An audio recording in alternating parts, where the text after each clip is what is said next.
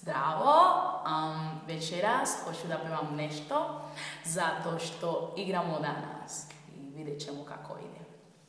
So here's the song. Nas ukazan brod na tvojoj tribini, što se nekad ljutim, oprosti, izvini, ko bez dece kuća, to si ti bez nas, a ti si nama dom, uteha i spas, jedina ljubavi,